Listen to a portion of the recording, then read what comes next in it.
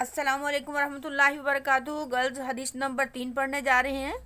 امید ہے کہ آپ نے حدیث نمبر 2 بھی یاد کر لی ہوگی وتھ ترجمہ وتھ شارٹ کویشچنز۔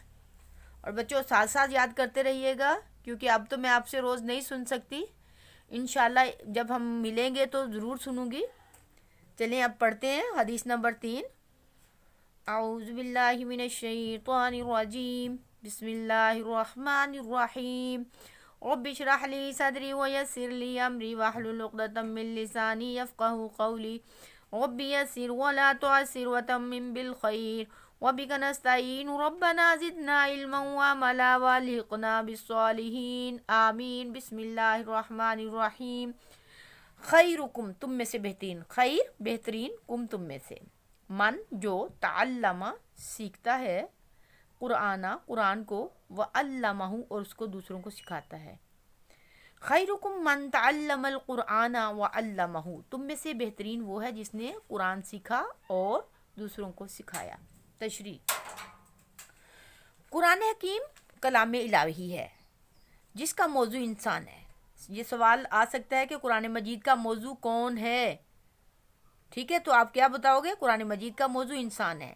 یہ کتاب محض نماز اور روزے کی تعلیمات پر مشتمل نہیں، بلکہ انسانی زندگی کے تمام پہلو، خواہ دنیاوی ہوں یا اخروی، معاشی ہوں یا معاشرتی، سیاسی ہوں یا سائنسی، سب کے بارے میں تعبدی رہنمائی رکھتی ہے۔ ہم آخرت میں بھی اس وقت تک کامیاب نہیں ہو سکتے جب تک ہم اپنی دنیاوی زندگی کو قرآنی تعلیمات کے سانچے میں نہیں ڈھال لیتے۔ اس لیے ضروری ہے کہ ہم قرآن مجید پڑھیں، سمجھیں اور عملی زندگی میں اس کی پیروی کریں، نیز دوسروں کو اس کا پیغام پہنچائیں اور اس پر عمل کرنے کی ترغیب بھی دیں۔ اور بچوں آپ کو یہ بھی معلوم ہے کہ قرآن مجید اپنے پڑھنے والے کے لیے سفارش کرے گا یا شکایت کرے گا۔ آپ صلی اللہ علیہ وآلہ وسلم نے فرمایا القرآن حجۃ لک او علیک، قرآن مجید تمہارے لیے سفارشی ہے یا تمہارے خلاف شکایت کرے گا۔ تو بچوں قرآن کو ہم نے اپنی ساری زندگی میں پڑھنا ہے، اگر اس کو ساتھ چھوڑ دیا تو پھر ہمارے لیے کچھ بھی نہیں۔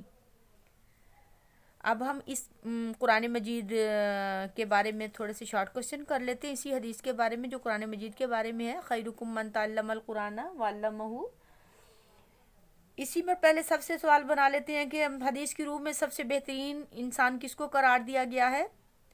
حدیث کی روح سے سب سے بہترین انسان اس کو قرار دیا گیا ہے جو قرآن سیکھتا ہے اور دوسروں کو سکھاتا ہے۔ سوال نمبر 2، قرآن مجید کا موضوع کیا ہے؟ قرآن مجید کا موضوع انسان ہے۔ قرآن مجید کس کا کلام ہے؟ قرآن مجید اللہ تعالیٰ کا کلام ہے۔ ہم آخرت میں کب تک کامیاب نہیں ہو سکتے؟